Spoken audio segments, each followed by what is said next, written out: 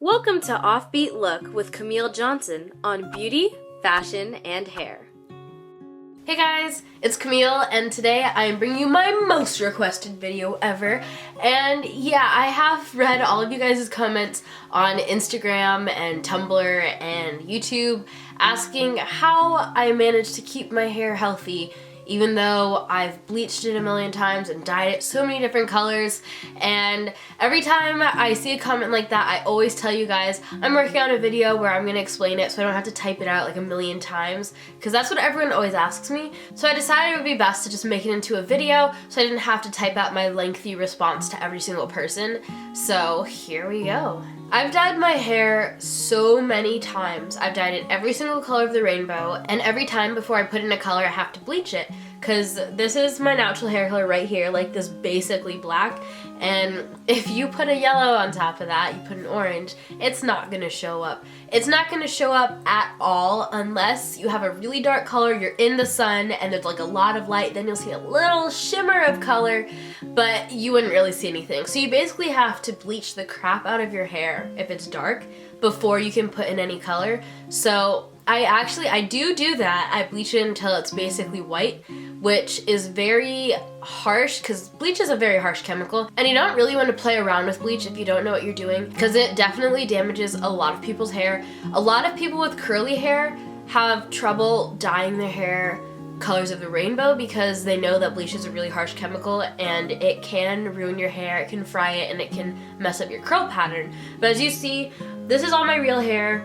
It's still curly and it still looks pretty healthy even though I've bleached it a lot and dyed it a bunch of different colors. And one thing that I do to keep my hair like this before I bleach, and I didn't always do this, so this is kind of a semi-recent thing, is I use coconut oil in my hair. So before you're gonna bleach your hair, just put the coconut oil in your hair like the night before or like hours before. Let it soak in, so then when you bleach your hair, you'll have that extra layer of protection and the bleach won't be as violent on your hair. Before I use this method, I would always have conditioner in my hair beforehand, which is kind of similar, but it's not really to the extent of coconut oil.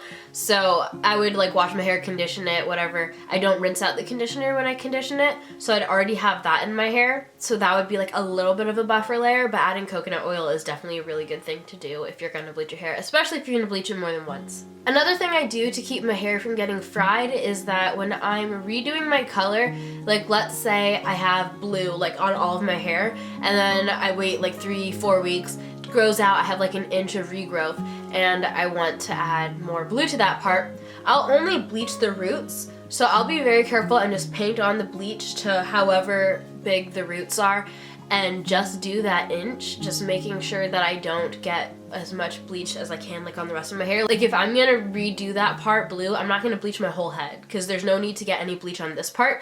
So just bleach whatever needs to be bleached and try not to bleach over areas that have already been bleached. And this applies to when you're changing hair colors. So let's say I had blue, I let it grow out for a month, and then I went to go red. I wouldn't just bleach my entire head and then change it to red. I would fade out the blue, and I actually have a video on how to do that, how to fade out semi-permanent hair colors that you can watch. It's on my channel. But basically you should just remove it with the least harsh method that will work for your hair, so then you can get back to the really light color underneath without having to bleach through that dye, and then just do the roots so then you're not double bleaching anywhere. Also, this is very similar to that last tip. Instead of using a bleach bath, if you're trying to remove your hair, if you have a very stubborn hair color, I use vitamin C, which if you crush it up and then mix it with shampoo and you like lather it into your hair and you rub the hair, you can get out really harsh colors if they're not just stripping out with like regular washing over and over. You can use that to fade out semi-permanent hair colors so you don't have to either bleach bath or bleach through it. And this is also better than doing a color stripper, which is a less harsh version of like a bleach bath, and they make it and actually sell it in stores, but it does damage your hair. So if you can strip out your color with just vitamin C and not a stripper, bleach bath, or bleach, then you are saving your hair some damage.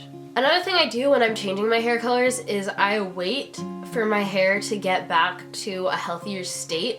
And a thing that I've noticed, like especially when I had red hair, when I just did my red hair and I washed it out and conditioned and everything like I normally did, my hair came out like a little bit frizzier than normal, and that was after like the first few washes, and then the longer I had the color in and the more I would be treating my hair with different types of treatments and everything, it would get back to how it was before. So it basically takes time and then some treating your hair well after you do the colors for it to be restored back to a healthier state.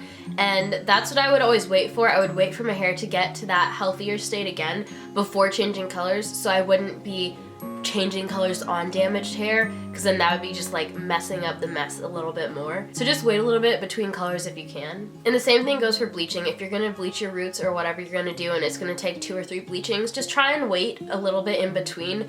Sometimes I get impatient, or I just want to do it all in one day, or I don't really have an option to wait days in between. But if you have like an entire weekend that you can spend doing your hair, then try and do like 1 bleaching treatment for each day, so you give your hair that time to like rest, and then you can have like a deep conditioning treatment in your hair and do the coconut thing, so you can do it in the best way with the least amount of damage.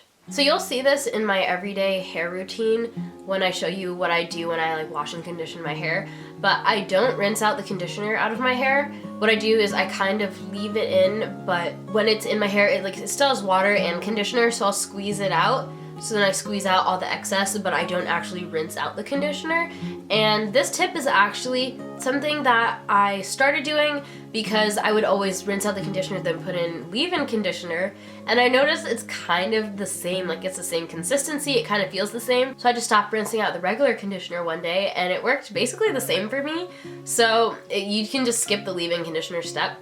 And I just did that for a while, and then one time I was in Canada and I was talking to this lady named Janet Jackson, and it's not the Janet Jackson, but it's a Janet Jackson. She's like a professional hairdresser who worked with like judges on Dancing with the Stars, or like one of those shows. Maybe it was like X Factor, something like that. One of those shows. Janet Jackson, she's from Canada. She has really curly hair.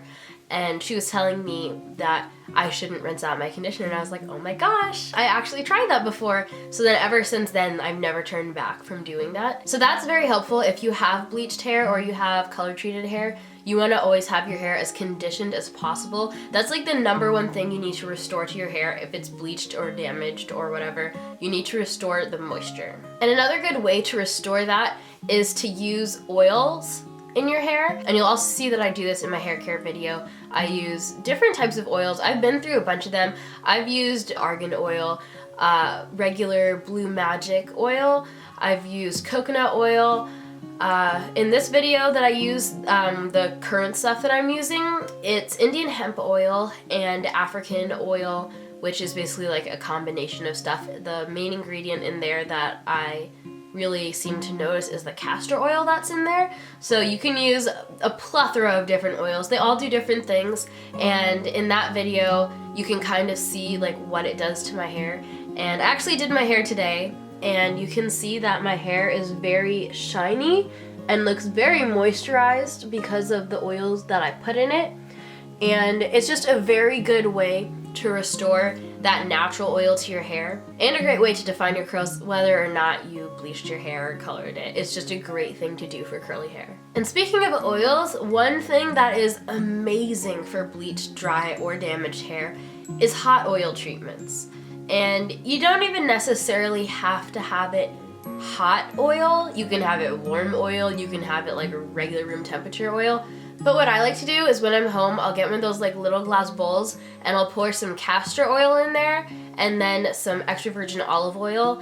And I actually only have those oils just for like hair beauty stuff. It's not like I cook or anything, so I have like cooking oil, like extra virgin olive oil, but it's like just in my beauty cabinet. But there was one time we ran out of olive oil, and I came in clutch, whipped it out of my beauty cabinet, gave it to my mom, helped her make dinner. But I basically just use it for my hair, and castor oil is really great for your hair, and it's very thick, so when you mix it with the virgin olive oil, then it comes to like this really nice consistency where it's thick, but it's also kind of less viscous because you mix it with the other one, and it just spreads throughout your hair, and it stays in there, and it attracts so much moisture, and it really rejuvenates your hair.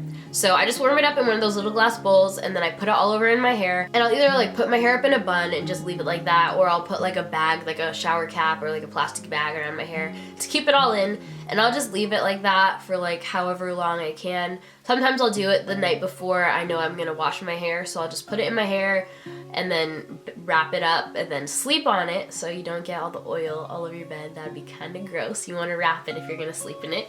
So you do that, and then the next day you wash your hair, and you're gonna see such a big difference just like from one night sleeping with it, and you're gonna see a huge difference when you wash it out, and your hair is gonna be very moisturized, your curls are gonna be defined, it's gonna feel healthier, and it's just so great for your hair. One other thing that kind of goes without saying, but I was never really told this as a kid. I didn't really know that much about curly hair when I was growing up, so I didn't really know how to use it. Like, how do you do this thing? Like, this wild thing is growing on my head and I didn't really know how to tame it. But one thing that every girl with curly hair should know is that you should never brush it. You can't brush your hair. And I'm talking about like when it's dry, just running a brush through it. Even a comb, you shouldn't run anything through it once it's dry. You do that when you're in the shower, it's wet, or you like just got out of the shower, you're just putting the product in and it's still wet. Then you can comb through it before it dries. But once it is wet, you leave your hair alone. It will frizz out like crazy. You'll get your brush stuck in there. It'll break off like in the Princess Diaries. The part where Apollo's like trying to brush through her hair and it breaks, and then he breaks her glasses and she's like, "You broke my glasses," and he's like, "You broke my brush." That happens in real life. That will happen to you. And actually, I'm pretty sure it's illegal in all 50 states to brush dry curly hair. Fun fact. One last thing that I do is I avoid heat on my hair, so I don't straighten it that often. I've either straightened it 0 or 1 time for each color that I've done, and I usually have a color for between 1 to 3 months, kind of more on the 3-month side. So I love seeing what each color looks like with straightened hair, and I try to straighten it once every time. Sometimes I don't get around to it, but I really don't straighten my hair that often because heat damages your hair, and if your hair is already color treated, you want to try and avoid anything that damages it. And another thing is blow drying, and I don't blow dry my hair at all. Another thing that you'll see in my hair care video is that I let my hair air dry, which is ridiculous and insane, and I know it takes hours and hours of my life, but I've learned to deal with it over time. I do stuff while it's drying, so I'm not just like sitting around like waiting for the water to evaporate or anything. But I avoid damaging it that way too. And another thing is that if you are gonna use heat products on your hair, whether you're gonna straighten it, blow dry it, curl it, whatever, you should use a heat protectant spray. And I have a whole bunch of them.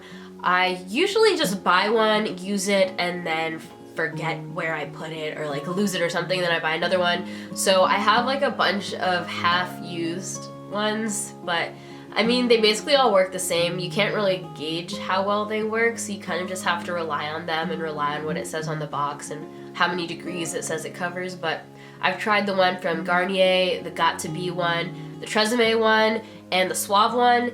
And basically, since you can't really tell which one works better, just get like the cheapest one or whatever says however many degrees you want to go up to with your curling iron or whatever. But that's gonna help your hair stay healthy in the end. And those are all my tips for now. I really hope I'm not forgetting anything, but I did brainstorm, and I think that's basically all that I do to keep my hair healthy. And if you guys have bleached hair or damaged hair, dyed hair, whatever your hair may be, if you have any tips on how you keep your hair healthy after whatever you did to your hair, whatever process you did, leave it in the comment section down below so you can help me out, you can help other commenters out, we can trade tips with each other and just form like a little community on hair tips. And that's one thing I love about YouTube. You can like comment down below and put your input and help other people out, and I love when you guys do that on my other videos, so thank you for that. But that's it for today's video, so I hope you guys picked up something helpful, and thanks so much for watching, and I'll see you guys in the next video. Kisses. Mwah.